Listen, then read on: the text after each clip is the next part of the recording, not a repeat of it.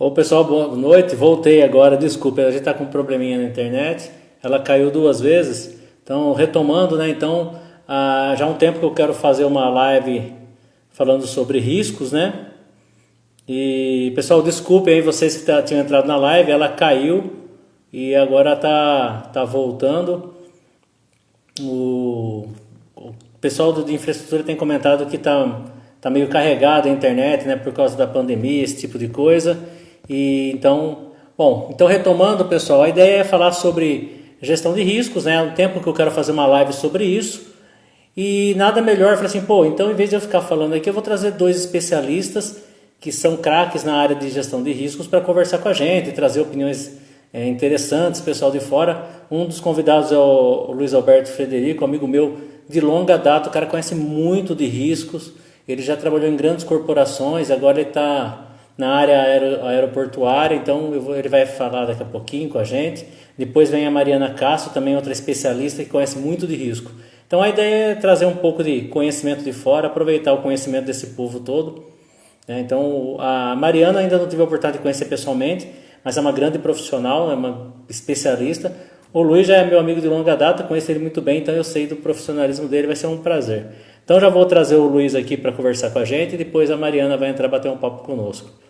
Deixa eu ver se o Luiz já tá aí na área. Luiz. Bom, o Luiz daqui a pouco vai aparecer para conversar com a gente.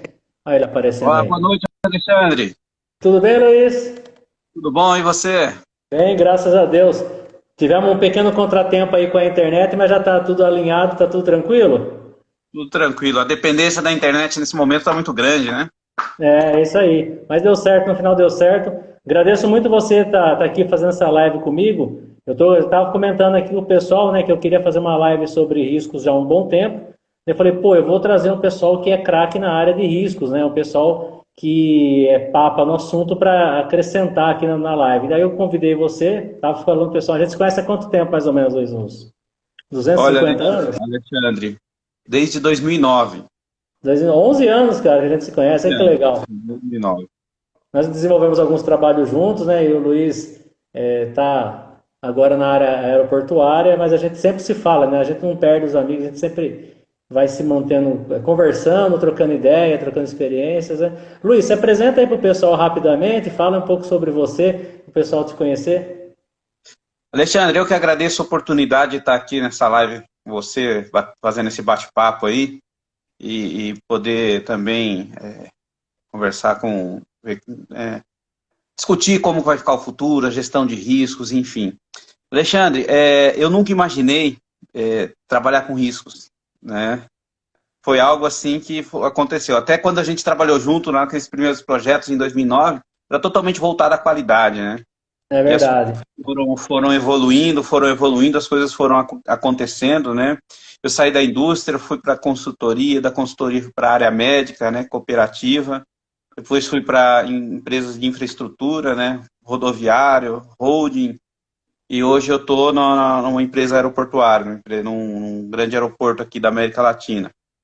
E assim, a gestão de risco, pelo que eu pude acompanhar, já são 6 anos aí trabalhando com gestão de riscos. A gente nunca imagina o que pode acontecer. A gente tenta, de uma certa forma, mitigar tudo aquilo que pode vir a abalar o negócio. Mas nesses anos profissionais aí nas empresas que eu passei, o Covid foi algo assim surpreendente, algo assim que foi jamais visto, né, na gestão de risco. Nem eu até brinco com o pessoal, né? O pessoal pergunta, pô, mas isso aí estava mapeado, isso estava mapeado. Como que você mapeia um cisne negro desse? Não tem como, né? Você. Então, isso é uma discussão, né? O pessoal comenta muito, pô, ninguém previu o Covid, né? Ninguém previu uma pandemia. E o pessoal de risco tenta abraçar tudo, mas é difícil considerar algumas coisas que são meio que diferentes, né? O Covid é uma coisa que ninguém esperava, né? Como é que vocês encararam quando ele apareceu lá, o pessoal do risco? Alexandre, o Covid é assim, a gente trabalha com a gestão de risco e assim, a gente não consegue prever o futuro, mas a gente olha o passado. E quando você começa a olhar o passado, né, quando foi a última pandemia que parou o mundo, né? Que foi um nível assim, a gente tem de 1920, mas o mundo vinha dando sinais que talvez a gente não soube observar da melhor maneira possível, que eram as epidemias, né? Então você teve várias epidemias ao longo da última década, de SARS, você teve uma epidemia que foi bastante falada, que foi a Ebola, né? Enfim, Aham. e a gente, olhando esses sinais, né? Poxa, qual a probabilidade de ter uma pandemia? Porque você olha a epidemia dentro do seu país, ali, dentro do país que está acontecendo, e o maior desafio é não ir para fora, né? Mas com a Covid e a facilidade de transmissão dele, isso acabou acontecendo e afetando o mundo inteiro, né? De uma forma que ninguém conseguiu ter previsibilidade. E quando isso atingiu as empresas, a primeira pergunta das empresas é: o que eu faço? A gente foi procurar, né, todas as empresas, comerciantes, enfim, aonde eu vou buscar a informação? E eu acho que o segundo risco que materializou ali porque a gente chama assim, Alexandre, o risco, a gente prevê o risco, e quando ele ocorre, já é a materialidade do risco. Quando você tem uma materialidade de risco, você tem outros riscos que podem ser materializados. Por exemplo, quando a gente teve a parada do Covid, as empresas têm a parada do Covid, o risco de liquidez das companhias, elas explodiram, foram lá em cima. Risco de diminuição de demanda foi lá em cima, né? E agora, com a materialidade do Covid na sequência, você tendo uma queda de demanda, tendo um risco de liquidez muito alto, qual é o próximo risco que vai materializar depois de todo esse cenário? Esse é o grande desafio. E Hoje, assim, na verdade, vocês já estão numa segunda onda de riscos. Vocês já estão avaliando a consequência do primeiro risco que materializou. Na verdade, é isso nesse que consequência vocês do estão Covid. trabalhando. A consequência do Covid, a incerteza do Covid. E o pessoal, assim, quando fala risco, Alexandre, se o pessoal olhar o risco, né, o que é o significado de risco? O risco é a incerteza. Né? Você tentar medir a incerteza. Costumo dizer para o pessoal, para poder exemplificar, que quando você vai pular de paraquedas, você decide: eu vou ter uma emoção muito grande na minha vida, vou pular de paraquedas. Qual é a incerteza de pular de paraquedas? A incerteza é você chegar vivo. Você não tem certeza que quando você pula de paraquedas, você vai chegar vivo de novo no solo. Seu paraquedas pode não abrir. É, sim, Ou pode correr tudo bem, seu paraquedas pode abrir tudo, mas a emoção e a adrenalina é tão grande que você pode infartar no meio do caminho. Então, exatamente. qual é a Entendi. incerteza do cenário, né? O que eu tenho certeza? Eu tenho certeza que vai ter muita dificuldade, recessão, demissão, isso eu tenho certeza. Mas qual é a incerteza? A incerteza é a retomada. E nem tanto a retomada, Alexandre. A retomada é uma certeza, mas a velocidade de retomada ela vai ser complicada. Porque se a Eu, velocidade de retomada for muito lenta, a cadeia de suprimentos ela não vai aguentar. Já não está aguentando. Né?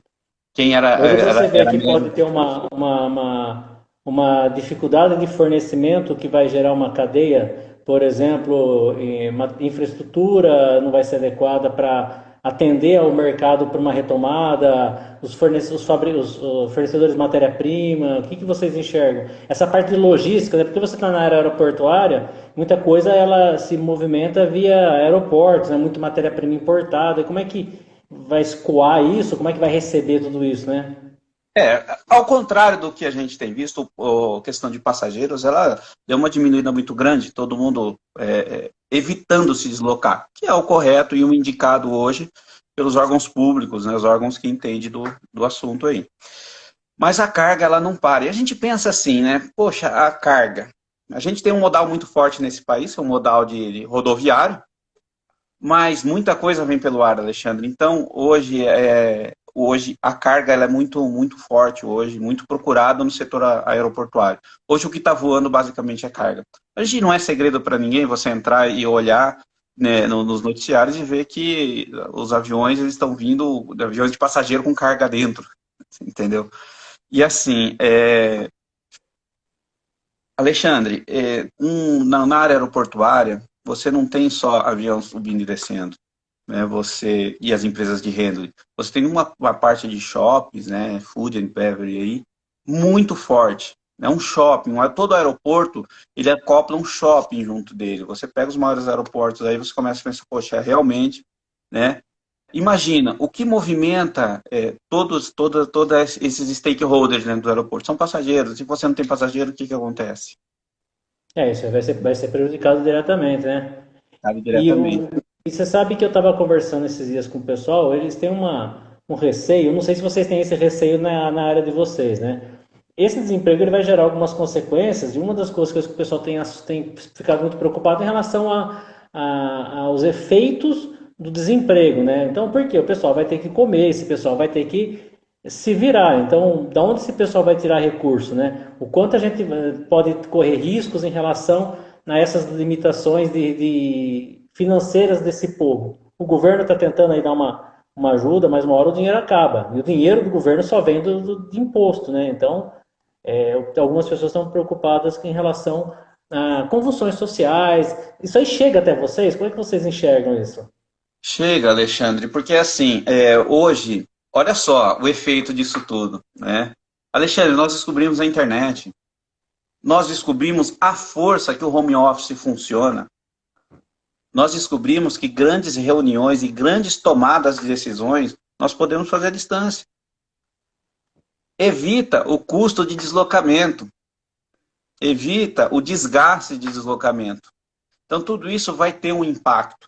E a gente vai ter que ter uma readequação dentro da malha aérea, da malha rodoviária, entendeu? Porque o que nós vivemos também, uma rodoviária também está vivendo. Você tem menos Sim, sem dúvida. passageiros, tem menos deslocamento. Posto de gasolina. Eu não sou da cidade que eu trabalho, eu sou de outra cidade, aqui do interior. E eu venho nos postos de gasolina, passando nos postos de gasolina, os restaurantes de posto de gasolina estão fechando. Eles estão ficando só com um abastecimento de combustível, entendeu? Tá aí, Alexandre? Opa, deu uma caída, voltou. Voltou. Você entendeu o tamanho do impacto que isso tudo está tendo? E assim, e a gente está redescobrindo que a força, né? Que a força, porque a gente tem uma resistência, uma barreira, né?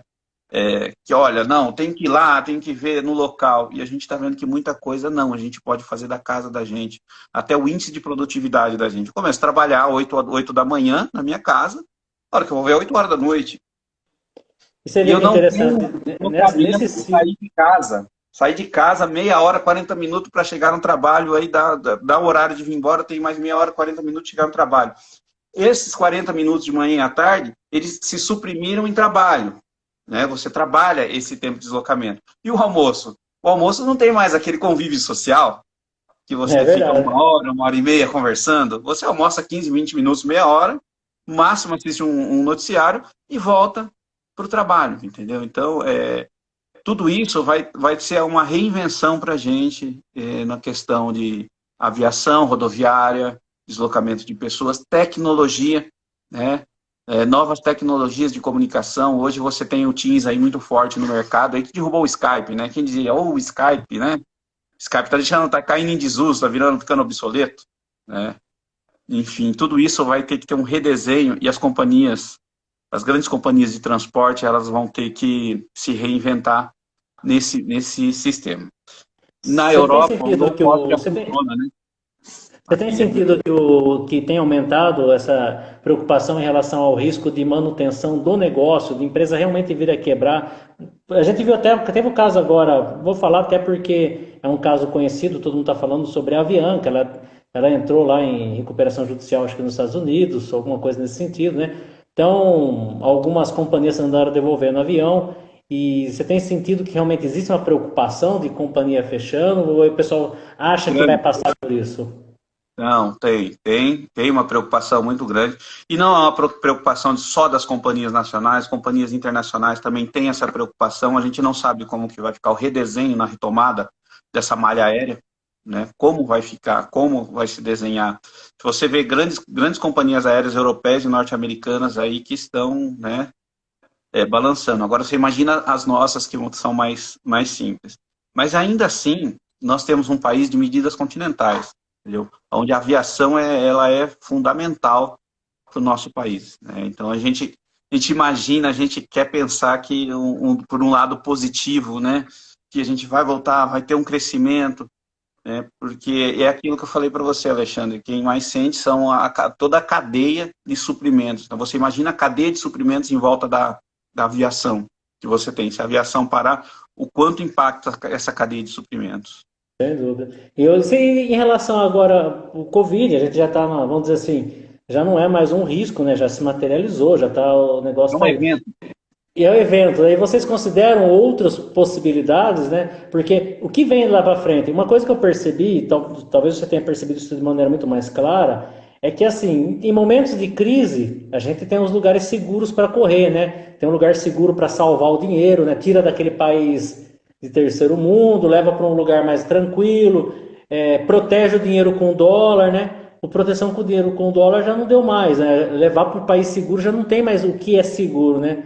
Como é que vocês veem isso agora para frente? É porque o risco, a válvula de escape em relação ao risco já não é mais a mesma, né? Já não é mais aquele padrão comum, né, de preservação do Do patrimônio e do patrimônio, dinheiro, né? né? Alexandre, pior do que o patrimônio, de assegurar o patrimônio, da gente, né, ter uma segurança, um país em segurança, o Covid deu uma ideia a ser trabalhada no terrorismo. Quando a gente fala de terrorismo, né, aquele terrorismo, você já lembra de 11 de setembro, as torres explodindo, né? Alexandre, o que foi mais impactante para a economia? Um vírus com um índice de mortandade não tão baixo, mas com uma contaminação muito grande, ou derrubar duas torres gêmeas? O vírus foi muito mais arrasador para a economia do A mundo ideia, inteiro. Alexandre, olha só, aí vem a combinação do risco de terrorismo com o risco biológico. Agora a gente vai voltar os olhos para o bioterrorismo. É muito mais barato desenvolver um vírus e soltar esse vírus no meio da população para dizimar a população ou para afetar de alguma forma, do que eu tacar um caminhão em cima de uma comemoração. Pode não dar certo, pode. E isso, Alexandre, daqui para frente, a gente vai ter que aprender a conviver com isso. A gente vai ter que. É um novo normal. E o novo normal que eu acho é assim. E era um risco, Alexandre, o bioterrorismo, que quando a gente olha os grandes fóruns aí mundiais de economia, a gente vê o bioterrorismo, ele não é uma preocupação iminente, mas também não é uma preocupação que é deixada de lado. Ele está sempre naquela meiuca ali, entendeu? É. É um risco que tende a ser muito, muito mais observado pelas grandes companhias daqui para frente, é o bioterrorismo. Com certeza esse risco. Né? Eu acho que a Agora você tem classificação dele vai mudar, né? Ele tinha uma avaliação mais de pouca probabilidade, né? Acho que essa classificação dele vai ser muito mais significativa. Ele vai ter, eu acho que vai ter, do jeito que você está falando, realmente nós estamos suscetíveis a isso. É uma ferramenta que eu não sei o custo de desenvolvimento de alguma coisa nesse sentido, mas o custo de disseminação é baixíssimo e o trabalho, né? Ele faz o trabalho sozinho, né? exatamente, Alexandre. E assim, outro risco que também é muito, muito eminente para a gente é a saúde financeira dos seus stakeholders. Quando você olha para o seu negócio, como está a saúde financeira dos seus stakeholders? A sua empresa está sangrando, mas os seus stakeholders também. Isso, quando eu falo seus stakeholders, inclui os fornecedores, inclui os clientes, eles também estão sangrando. Então, qual é o plano de negócio que a gente vai ter daqui para frente para poder salvar o nosso negócio e o dos nossos stakeholders? Saímos daquele pensamento egoísta, né? Estamos indo para um pensamento mais na coletividade. É algo também que eu vejo que tende a gente ter um olhar mais criterioso para isso. Não dá para olhar só para o meu business e ir para frente. Não, vou ter que olhar vou ter que reinventar a minha cadeia e aonde eu estou inserido. Até É outro porque se risco. você for fazer traçar um due diligence lá para avaliar o risco, né, hoje você não vai ter ninguém limpinho que você vai falar assim, pô, aqui eu tenho uma segurança para fazer um negócio, né, para fechar um contrato, porque todo mundo foi afetado. E isso não significa que você Exatamente. não tem mais um stakeholder confiável, né? O seu stakeholder, na verdade, ele pode ser confiável e ter tido um problema como Mais um 80% risco, das Alexandre, empresas. que sobe na probabilidade. O compliance da cadeia de fornecedores, dos seus stakeholders. Porque uma vez que o seu stakeholder sangra, tende a não estar compliance. Né? Então, é outro risco que a gente tem que olhar. O compliance do meu stakeholder. Como que ele vai se adequar daqui para frente? Porque está ligado à questão financeira, à liquidez. Completamente ligado. Então, você tem uma inter-relação de riscos, que a primeira pedra do dominó ela foi derrubada lá no evento Covid. Ela derrubou, ela vem materializando outros riscos, né? Que a gente vai ter que trabalhar de uma forma a mitigar esses riscos. Outra coisa, Alexandre, que a gente foi salvo pelo gongo, e as pessoas, assim, não falam mais, assim, e a gente vê o uso inadequado de dados, que é a LGPD. A LGPD, ela foi postergada para o ano de 2021.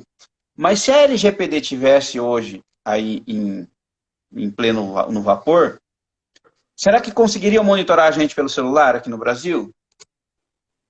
Porque Isso é uma coisa sensível. interessante, né?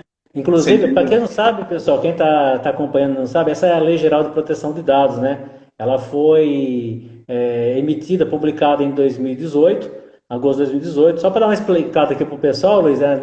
Nem todo mundo sabe. Essas siglas, né? A gente usa muito siglas, às vezes o pessoal que não é da área fica meio perdido. Tem a Lei Geral de Proteção de Dados, é uma legislação para proteger os dados, as informações das pessoas, né? E ela foi publicada em 2018, em agosto de 2018, e ela entraria em vigor agora em agosto de 2020. Teve uma medida provisória do governo federal para que ela fosse prorrogada para, salvo me engano, maio de 2021, né? Mas essa medida provisória tem que ser votada ainda, né? Então, se ela não for votada, ela caducar, e isso é um problema sério. Se ela caducar ou se ela não for rejeitada, é agosto de 2018, é 2020, é daqui a 2 meses, né? Exatamente, as multas são pesadas, viu? Bastante pesadas. E aí corre o risco da judicialização do negócio daqui a pouco, né? Porque imagina você começar a ter a Lei Geral de Proteção de Dados está aí vigorando, o pessoal não conseguir proteger dados, um monte de questões jurídicas serem questionadas, entra mais essa questão para ser discutida, né? O ano que vem vai ser um ano de bastante judicialização, né? Exatamente, Alexandre. É uma grande preocupação. As multas são salgadas, enfim. Só para o pessoal entender a LGPD, você vai num shopping passear, simplesmente num shopping, o seu celular está sendo monitorado. E os dados de onde você está passando está sendo utilizado para alocar certa loja naquele lugar. Mas olha lá, você deu autorização para isso? Eu não dei. Ninguém deu autorização para isso. Então essa lei vem para cuidar de toda essa parte de dados que estão sendo utilizados, que não tem autorização para se fazer isso, entendeu? Então, enfim, teríamos aí, teoricamente, 2 meses para essa implementação, né? Tem esse pedido bem posto aí pelo Alexandre, e que pode ser que não assine a medida provisória, e a gente, em agosto, já esteja não compliance. E aí, como é que você vai fazer com a sua cadeia de suprimentos inteira na LGPD não compliance, né? Enfim, Inclusive, pessoal, eu tenho orientado o pessoal eu tenho orientado alguns clientes, assim, considera essa questão da LGPD como um risco para o seu negócio, porque você está sujeito a ele a qualquer momento e muitas vezes você não está preparado, né? As empresas, na verdade, não estão preparadas para isso. Se você pensar em relação a sigilo, proteção de dados, hoje a gente tem informação nossa rodando, o pessoal vende banco de dados com todas as informações e não tem muita essa preocupação, né? E, na verdade, as pequenas, eu acho até que as pequenas empresas correm um grande risco, porque ela não tem estrutura necessária para garantir a segurança da informação, né? Exatamente. Segurança da informação é um risco. A segurança da informação e o risco cibernético. O risco cibernético, entenda, desde o hardware obsoleto até as invasões, tem tentativas de invasões. Gente, quanto mais o tempo passar, mais arriscado vai ser. Mais risco a gente vai ter. Quanto mais o tempo passar, mais a gente está vendo que a gente é dependente da tecnologia. Olha o Covid aí. O Covid forçou a gente migrar para a tecnologia. Mesmo aqueles que são mais hardcore, que têm mais resistência, teve que ir para a parte de informática para poder tentar sobrevivência e se reinventar no mercado. Então, esse é um risco que tem que ser olhado cada vez mais, com mais atenção, com mais carinho. Algumas empresas preferem segregar esse risco, pegar o risco tecnológico e dividir em risco de invasão, risco de perda de dados, entendeu? Para dar uma tratativa melhor. Mas no final do dia é um risco tecnológico que a gente tem aí, entendeu? Eminente para ser cuidado aí nos próximos, né? Eu acho até que a gente está mudando de perfil. em relação a essas questões de risco, né? Cada vez tá mais seguro você sair dar um rolê de madrugada lá em São Paulo do que ficar na frente do computador, né? Acho que Exatamente. Você já experimentou fazer o teste de colocar o seu CPF no Google e pesquisar? eu já. É perigoso e pode ser decepcionante agora para alguns, né? Porque nesse momento aí é um negócio que a gente corre risco. Mas realmente, você hoje. Eu lembro outro dia que. Não lembro com quem estava conversando, falou assim: eu tenho medo de colocar num desses formulários, né? Meu CPF. Falei, cara, se colocar seu nome completo, aparece até a cor da sua meia, né? Então hoje em dia você não tem mais esse sigilo das Privacidade informações. virtual. Você não tem mais privacidade virtual. Tudo na internet. Tudo, tudo, tudo. Né? Vídeos, você vê, há invasões. Você perder um celular hoje é muito perigoso. É verdade.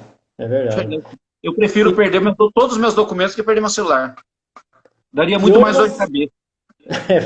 É verdade. E hoje o que você daria de sugestão para o pessoal para gestão de riscos para os próximos anos? É essa área de tecnologia. É isso que o pessoal vai ter que focar mais, você acha? Olhar a tecnologia e começar a perceber o ambiente em volta, porque o mundo dá sinais do que vai acontecer.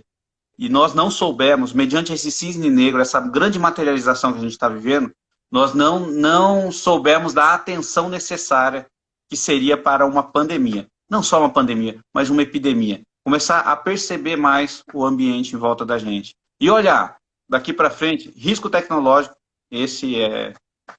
E prestar atenção na retomada da economia, para você não ter um planejamento estratégico muito agressivo e ter riscos indesejados aí sendo materializados, entendeu? Então, é fundamental. Nós vamos retomar, Alexandre. Isso é fato, né? Esse é certeza. A incerteza, o risco da retomada é a velocidade. A É. velocidade que a gente não sabe como que vai ser. Você falou um negócio interessante, né? Eu acho que essa retomada, eu acho que é uma questão não só de risco, mas de planejamento estratégico, é considerar os stakeholders, né? Você não vai poder fazer esse planejamento estratégico sozinho. Vai ter que andar de braço dado com esse povo todo agora, né? Coletividade, Alexandre. Esse termo tem que entrar dentro da gestão de risco. Coletividade. Não dá mais Legal. para pensar só olhar só para o meu business, né? Aquele olhar egoísta. Não, você vai ter que olhar a coletividade para que a gente não tenha efeitos que nem a gente está tendo agora, né? Legal, legal. Ô Luiz, dá só um minutinho, deixa eu perguntar se a Mariana tá aí, porque daqui a pouco a Mariana vai entrar. Tá tão legal o nosso papo aqui, né? Mariana, você tá aí? Você vai. Porque esses dias eu andei fazendo uma live, mas é uma correria pro pessoal, né? Às vezes o pessoal não consegue chegar a tempo, né? A gente tá conectado, mas ao mesmo tempo a gente tá dirigindo, a gente tá fazendo um monte de coisa. E o nosso papo tá legal, eu não queria parar, mas eu também quero que a Mariana era uma excelente profissional, eu queria que ela também falasse conosco. Mariana, você tá aí? Ela tá aí, já deu um Mariana, sinalzinho já pra gente. legal. Mariana, desculpa, nós atrasamos. Eu ia parar um pouquinho mais cedo com o Luiz para você, mas o negócio foi legal. Luiz, cara, a gente vai precisar conversar de novo. Foi muito legal, te agradeço muito. É muito bom ter alguém que tenha essa expertise em riscos, que pode acrescentar bastante para a gente. Mas eu Obrigado. quero conversar com você, Mariana, também, porque, pô, não é sempre que eu tenho assim dois profissionais, duas referências em riscos na mesma live. Eu não posso perder a oportunidade de falar com nenhum dos dois. Alexandre, obrigado pela Legal. oportunidade. Imagina, Até eu que mais. agradeço, cara. E a Fique gente com vai se Deus, fique falando aí. fluido. Um Obrigado, abraço. fica com Deus. Tchau, tchau. Tchau.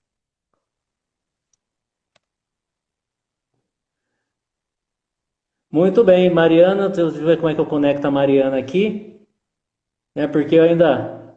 Tudo bem, Denise? Agora que eu tô vendo o pessoal aí, deixa eu só conectar a Mariana aqui, deixa eu ver como é que eu conecto a Mariana aqui. Mariana, Mariana.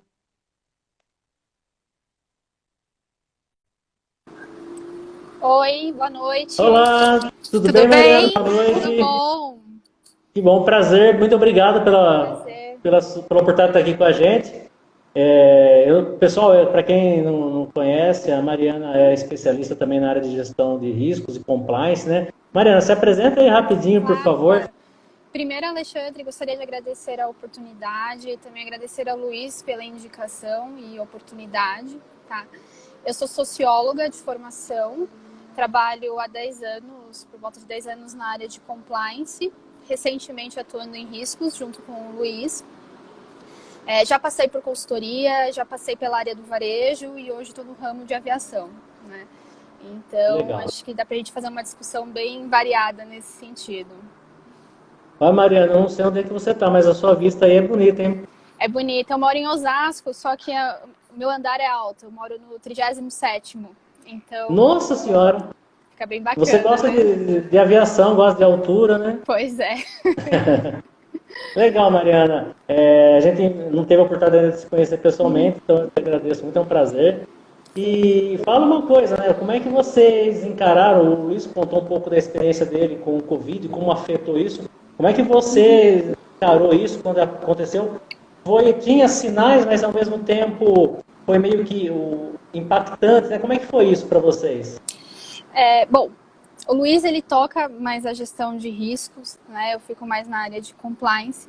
Mas falando de uma forma mais ampla a respeito da gestão de riscos em si, aí eu acredito que não só para o ramo da aviação, mas para qualquer ramo, a gente tem sempre que monitorar, de certa forma, esses fatores externos, né, que podem impactar no negócio. Então, o Covid, inicialmente, ele surgiu, de fato, na China, levou uns 2 meses para chegar no Brasil, e eu acredito que não o nosso ramo em específico, mas toda a nossa economia ficou meio monitorando se aquilo ia chegar, como ia chegar, em que momento ia chegar, porque o momento também importa no sentido de você ver a experiência dos outros países que já passaram por aquilo, né?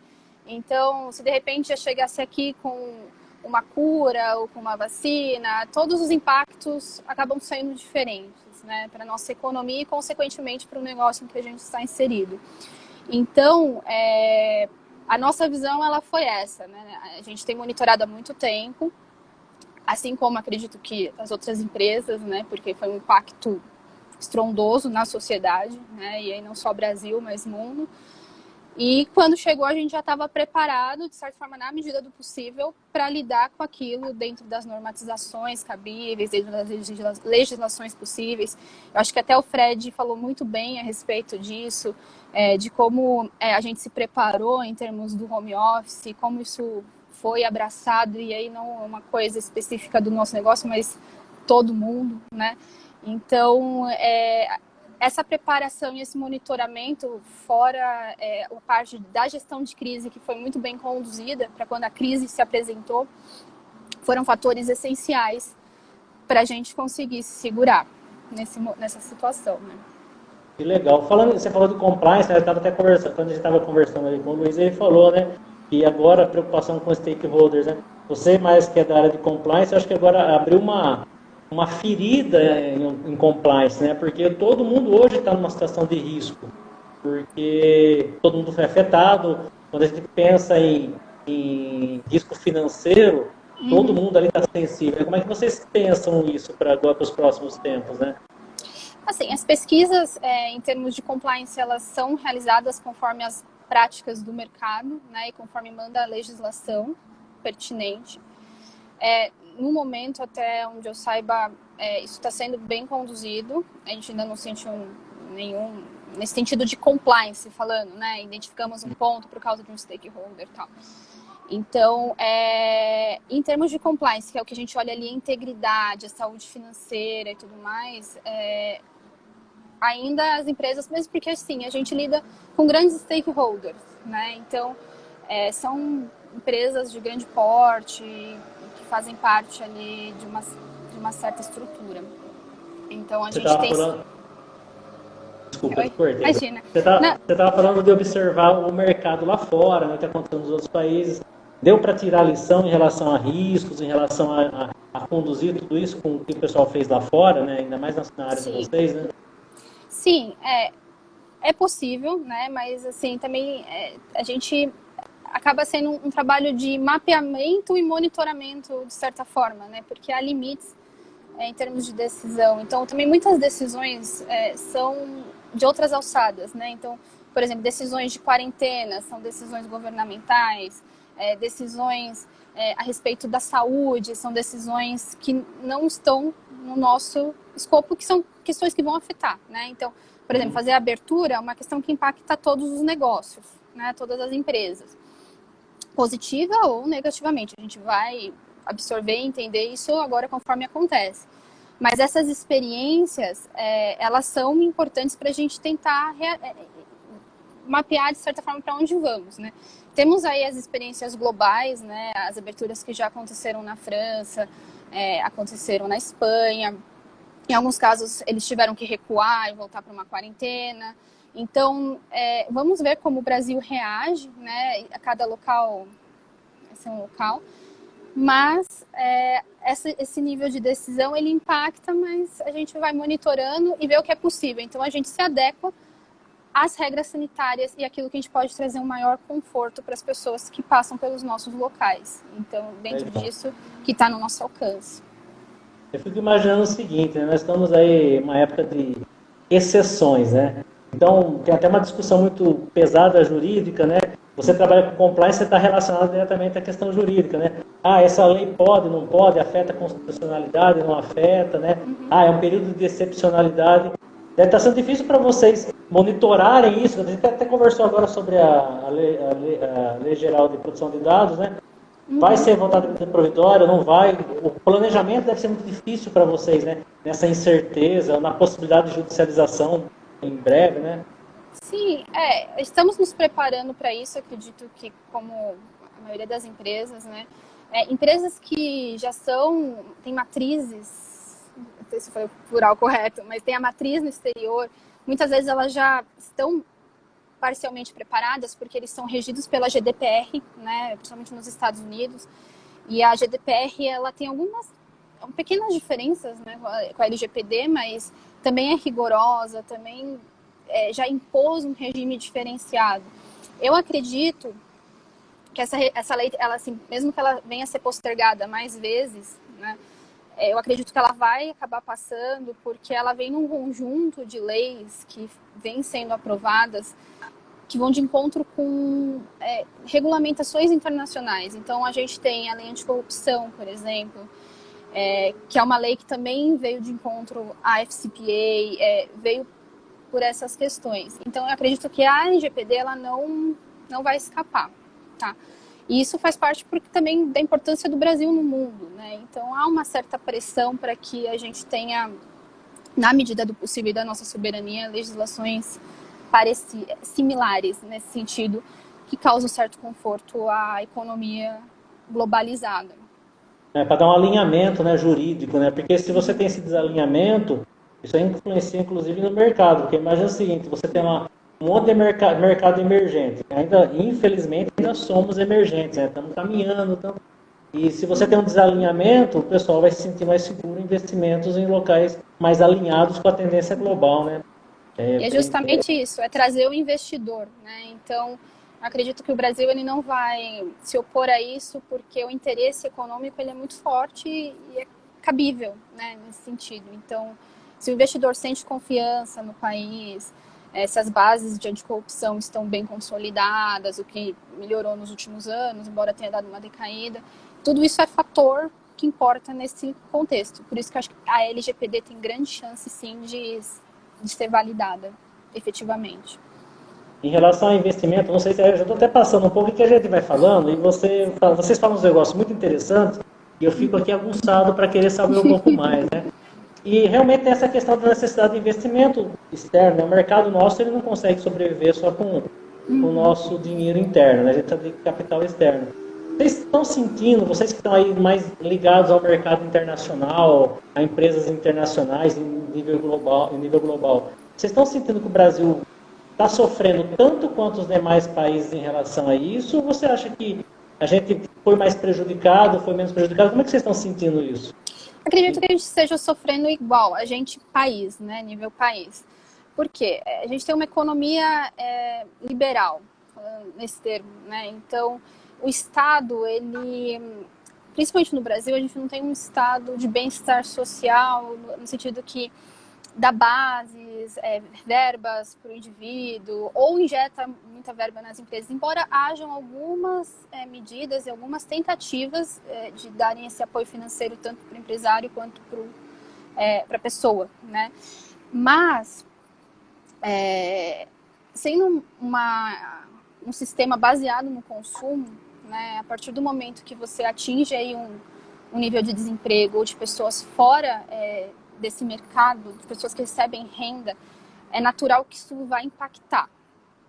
Então, eu vi que há muitos países que o governo investiu, e investiu pesado, né, no sentido de você pegar o caso da Argentina, né, o governo ele fez uma injeção ali de dinheiro, tanto no salário quanto para as empresas, para manter uma quarentena e tal, porque viu que mais para o futuro seria mais interessante fazer a reabertura mais rápido, e para isso precisava manter as pessoas fechadas, e entendeu que isso seria difícil para a empresa. Então, também injetou dinheiro, né? Então, assim, cada governo foi adotando uma escolha, né? Mas considerando que mundialmente somos baseados no consumo, se o cidadão é uma regra direta, né? Se o cidadão ele não tem dinheiro para o consumo, a economia para, né? A indústria não tem para quem produzir, né? Não tem para quem produzir, não é só o sair de casa, né? Então, assim, com aquela discussão, né? Temos que abrir a loja e tal. Sim, né? Mas assim, a pessoa ela tem dinheiro para consumir na loja nesse momento. Então, são várias questões assim que a gente vai lidando conforme elas vão aparecendo, né? O mundo ele já viveu duas grandes depressões, né? Uma lá em 1874, se não me engano, a outra em 1929. Em que, inclusive, a última saída foi um poder maior do Estado ali na economia, né? Então, vamos ter que vendo como isso vai reagir, qual vai ser a solução dessa vez, né? E aí, assim, claro que a solução pode até ser simples, né? Se amanhã descobrirem a vacina e o Brasil tiver no rol de países que vão receber esse conhecimento, também isso impacta de uma forma diferente. Mas infelizmente, assim, por mais que a gente tenha a história aí para nos ajudar, a economia é muito difícil de prever, porque hoje a gente vive num momento diferente social, né? Então, o que a gente consegue fazer é, sim, ver a experiência e tentar monitorar dentro do que Hoje, possível. hoje o mercado enxerga essa fase nossa como mais uma grande depressão. Porque no começo do século passado foi um negócio muito impactante, gerou um desemprego altíssimo, uma crise financeira mundial, né? E hoje a gente está no mesmo nível, será? Acredito que ainda não está sendo visto dessa forma, mas há o risco de, né? Então, caminhamos para isso, talvez. Talvez, mas aí entra no que até você comentou. Vai depender, e que comentamos, né? Vai depender de como cada governo e cada país vai reagir, né? Então, por exemplo, nos Estados Unidos, que é um país que realmente é menos Estado ainda que o Brasil, em termos de interferência na economia e tudo mais, a gente já viu um número crescente de desempregados maior do que na primeira fase do Brasil, né? O Brasil já começa a sentir isso. Na Europa já se viu menos, né? Então, vai existir, porque uma coisa é fato, né? Se o dinheiro não entra na empresa, a empresa não tem como pagar o funcionário. Então, da onde vem, né? Só que, por outro lado, é aquele outro lado, que você não tem só a empresa, você tem o consumidor. Então, assim, menos dinheiro para as pessoas consumirem, menos dinheiro para as empresas em contrapartida. Então, assim, acredito que ainda não é uma grande depressão, nos termos que a gente já viveu, mas a experiência nos ensina a ficar espertos nesse sentido, porque pode, dependendo de quanto tempo isso vai levar, de como vai ser o novo normal, né, que a gente já se fala, assim, como não temos a cura e nem a vacina, já se fala de um novo normal, de uma nova fase, principalmente com novos casos que passaram a acontecer em Wuhan, né, então quando a gente achou que as pessoas iam ficar imunes e tudo bem, não, começaram a ter novos pessoas que já se recontaminaram, mas porque é um vírus, né, não é uma bactéria, então ele multa. Então E esse novo normal, você acha que agora as empresas vão ter que trabalhar mais focados numa certa incerteza, né? Porque como aconteceu lá, o Wuhan voltou, ninguém esperava, então o novo normal ele está atrelado a uma incerteza, né? Quais são os próximos passos, como é que vai caminhar, né? Assim, nos últimos tempos a gente já vê uma tendência das bases, que eles chamam de bases sólidas, né? Que é aquela coisa do trabalho de 20 anos, da pessoa que fica a vida inteira numa empresa. disso já começar a decair, de cada vez você ter mais pessoas liberais, trabalhando no regime autônomo liberal, né? Eu acredito que isso pode ajudar, né? Porque a gente entra de novo na questão do Estado, né? Então, assim, essa questão do pessoa que trabalha a vida inteira numa empresa, ela tem uma legislação por trás, um regime trabalhista. A pessoa autônoma, ela tem outro. Então, muda a forma da empresa de ver a captação de impostos, pode baratear ou não. Então, assim, eu acho que pode abrir mais ainda essa discussão, mas é um movimento que já vinha acontecendo. Tanto que a lei ali do Temer... a lei do Temer em 2017, da flexibilização do trabalho, ela já abriu um pouco mais nesse sentido, né?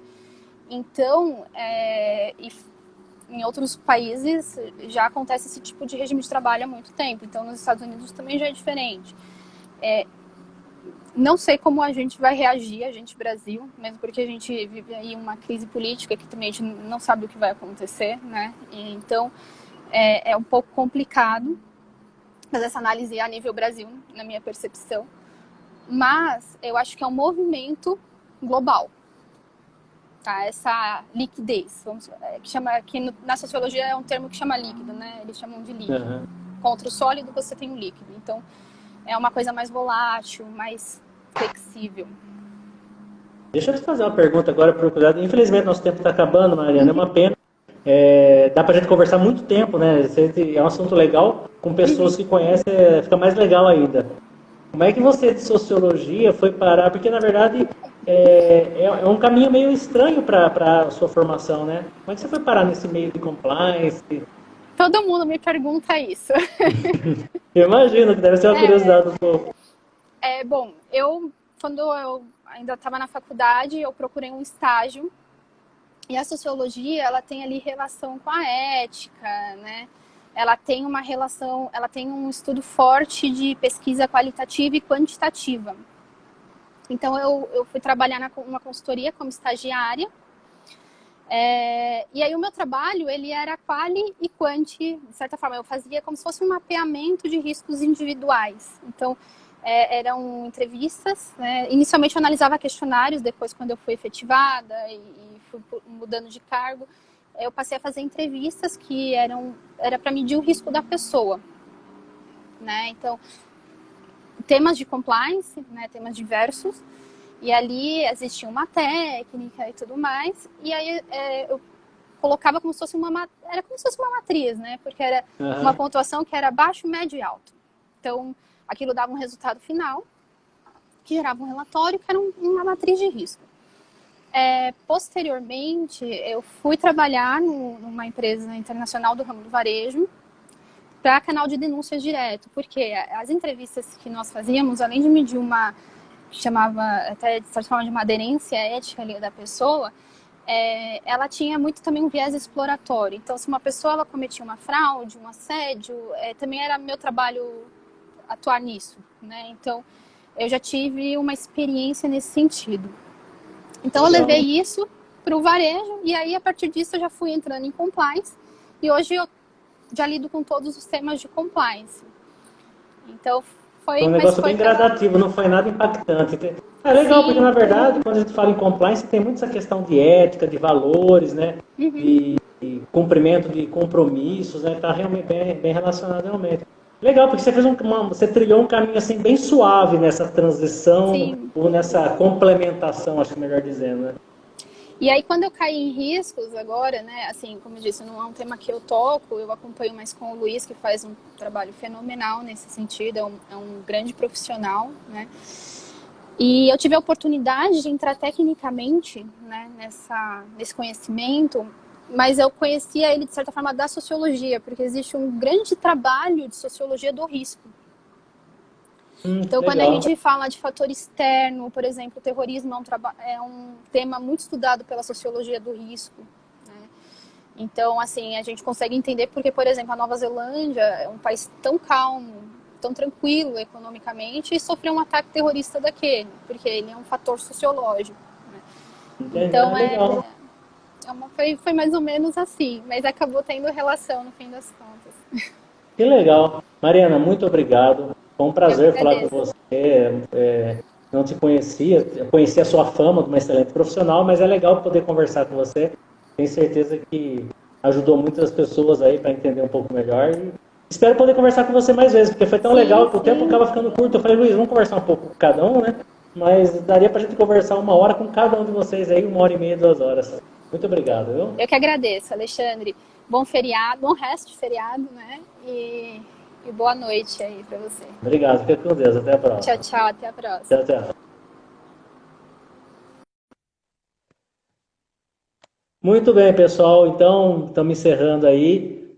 Foi muito legal, duas presenças ilustres, né? O Luiz eu já conhecia a capacidade dele, porque eu trabalhei com ele, então foi muito legal. E a Mariana eu conhecia ela de fama e agora eu conheço ela realmente mais excepcional profissional, né? Muito bom isso aí, acho que a gente aprende bastante. Eu aprendi bastante. Eu gosto dessas lives assim quando tem mais gente, porque a gente aprende muito, né? A gente nunca para de aprender. Então, obrigado pessoal para quem acompanhou aí. Espero ter contribuído. Esse vídeo, se tudo correr bem, porque de vez em quando eu apanho das tecnologias, mas esse vídeo vai estar lá no canal do YouTube, Alexandre Bernardes, consultoria organizacional, dá uma olhadinha lá e vai ficar também aqui no Instagram, para quem quiser assistir, valeu muito a pena, tá bom? Pessoal, obrigado, bom final de feriado para todo mundo aí, a gente está na quinta-feira, ainda tem bastante feriado, bom descanso para todos, fiquem com Deus e até a próxima, se Deus quiser. Valeu, obrigado Mariana, obrigado Luiz, obrigado povo, até a próxima.